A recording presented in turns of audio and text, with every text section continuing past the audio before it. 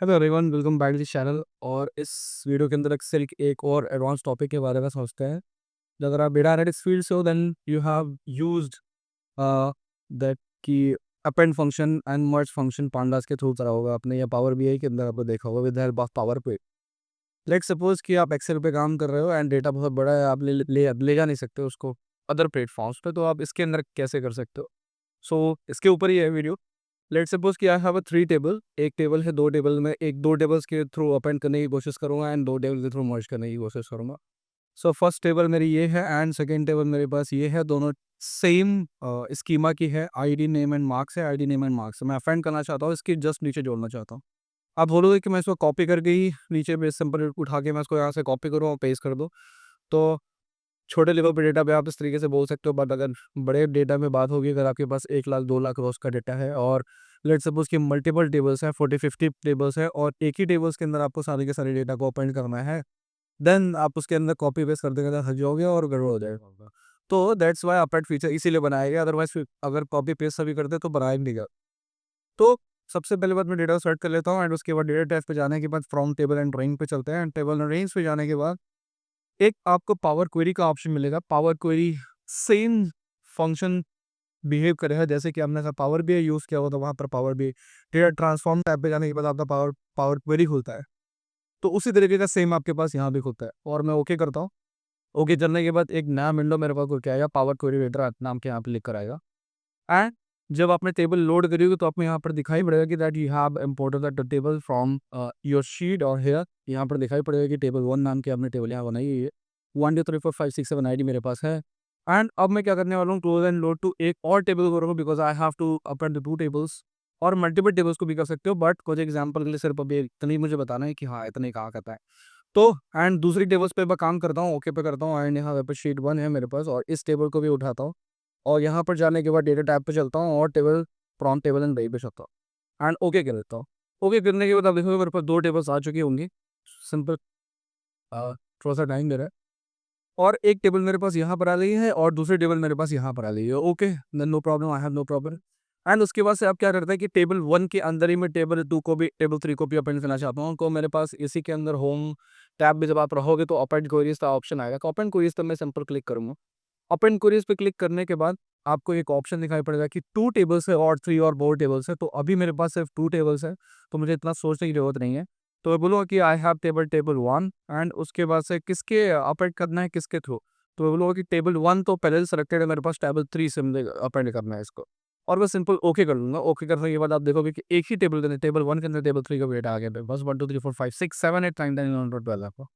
And यहाँ पे apply query लिखाई दिखाई पड़ता है। अगर आप थोड़ा सा पावर क्वेरी से फैमिलियर नहीं हो देन आपको थोड़ा सा दिक्कत होगी, but append feature is very cool in the field of data analytics, क्योंकि बहुत सारे टेबल्स को एक साथ आपको मर्ज कर अपेंड करना होगा मशीन देख के। तो आपके पास यहाँ पे टेबल बन के चली आई एंड उसके बाद से आप यहाँ पर सिंपल बोल सकते हो क्लोज एंड लोड पे 2 पे क्लिक कर दोगे, आपके पास नई शीट बनकर तैयार हो जाएगी। एंड सिंपल आप जो भी अपडेट के साथ आप करना चाहते हो टेबल के साथ करते हो, जो भी करना चाहते हो वो कर सकते हो सिंपल। तो वहाँ पर इस तरीके से काम कर सकते हो। एंड उसके बाद से यहाँ पर आपके पास टेबल यहाँ पर आ गई है 1 2 3 4 5 6 7 8 9 10 11 12। ठीक है, बट नशीड वन अब मैं मर्ज की बातें करता हूँ कि how you can perform the merge function बोल सकता हूँ because I am the field of pandas library. और मैं पाइथन पाइथन के थ्रू ज़्यादा कर रहा हूँ, बट एक्सेल के थ्रू भी आप फंक्शन बोल सकते हो, अदरवाइज फीचर बोल सकते हो कि मर्ज फीचर का यूज़ करते हैं। अब मर्ज फीचर का मुझे किस तरीके से यूज़ करना है वो मैं बताता हूँ आपको। सिंपल एक सिंपल और टेबल को आप यहाँ से लेकर जाओ, यहाँ पर मेरे पास पड़ा हुआ है और मैं इसको डेटा में लेकर चलता हूँ। डेटा में चलने के बाद उसको मैं फ्रॉम टेबल एंड रेंज पे क्लिक करता हूँ। टेबल रेंज जाने को तो ओके कर देता हूँ। अब मुझे क्या करना है, मर्ज का मतलब होता है कि किसी एक सिमिलर कॉलम के थ्रू 2 टेबल्स को आपस में मर्ज करना और दोनों टेबल्स की डिटेल को लेकर आ जाना। That is the feature of merge. और सिंपल अभी आप देखोगे कि टेबल 1 के अंदर मैंने फीचर यहाँ पे दिखाई पड़ रहा था, तो अभी मैं अप्लाई क्वेरी हटा देता हूँ। तो सिंपल मेरे पास 1 2 3 4 5 6 इधर भी है और टेबल 5 पे भी मेरे पास 1 2 3 4 5 है। और आप देखो टेबल 1 का जो कुछ किस तरीके दिखाई पड़ रहा, आईडी दिखाई पड़ रहा, नेम दिखाई पड़ रहा, मार्क्स दिखाई पड़ रहा, बट टेबल 5 के अंदर मेरे पास क्या-क्या चीज़ें हैं, आईडी है एंड सिटी है। तो आइडिया सिटी है, मैं चाहता हूँ कि एक ही टेबल के अंदर मेरे पास आईडी भी आ जाए, मार्क्स भी आ जाए, नेम भी आ जाए, सिटी भी है। जो यूज़ करते हैं वो जॉइनिंग फंक्शन यूज़ करते हैं एसक्यूएल के अंदर, merge function and join function use करते हैं हम लोग पांडास के अंदर, वही सेम फीचर यहाँ पर भी है। तो मैं क्या करूँगा, सिंपल यहाँ पे टेबल 1 पे क्लिक करूँगा। टेबल 1 पे क्लिक करने के बाद मैं मर्ज क्वेरी का ऑप्शन आता है, मर्ज क्वेरीज पे क्लिक करूँगा इसमें। और ये सब सारा का सारा काम पावर क्वेरी एडिटर के अंदर होता है और इस बात को यहाँ रखना है आपको। तो मेरे पास अभी टेबल सेलेक्टेड एक है एंड उसके बाद से अब मैं दूसरी टेबल सेलेक्ट करूँगा, टेबल 3, टेबल 5। टेबल 3 के अंदर मेरे पास अप एंड वाला डेटा पड़ा हुआ है, तो उस पे मुझे नहीं करना है। एंड मर्ज जिसको लगाना चाहते हो उस कॉलम को सेट करना पड़ेगा। मैं इस वाले कॉलम पे लगाना चाहता हूँ, आईडी पे लगाना चाहता हूँ सिर्फ। और बाय डिफ़ॉल्ट लेफ्ट आइटा आउटर होता है इसके अंदर, बाकी आप ऑन भी लगा सकते हो, राइट आउटर जो है मैंने आपको सिंपल करके दिखा रहा हूँ कि 2 टेबल्स को कैसे मर्ज करना है सिंपल। बाकी जो भी आप एसक्यूएल के अंदर फीचर्स देखते हो इसके अंदर भी देख सकते हो। तो अभी लेफ्ट जॉइन में लगाया एंड सिंपल मैंने कर दिया, बाय डिफ़ॉल्ट लेफ्ट होता है। ओके कर देता हूँ।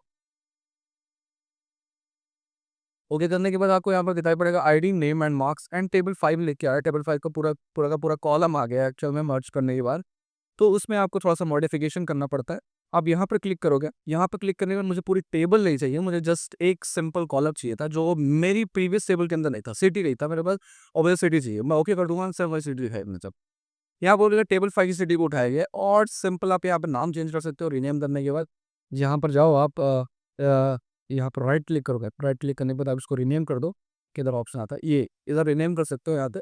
लेट्स सपोज कि मुझे सिर्फ सिटी रखना है कॉलन को, और ओके कर दो। ओके करने के बाद आपको सिटी दिखाई पड़ेगा और आप यहाँ पे सिंपल क्लोज एंड लोड कर दो। Now your data is merged and tables is merged और दोनों टेबल्स की डेटा एक साथ आ चुकी। मर्ज अपन अभी आपको बहुत आसान लग रहा होगा, बट ये बहुत ही यूज़फुल टूल या यूज़फुल फीचर कह लो आप, एक्सेल का है। बहुत सारे डेटा जब होते हैं तो आपको मर्ज एंड अपेंड करना पड़ता है।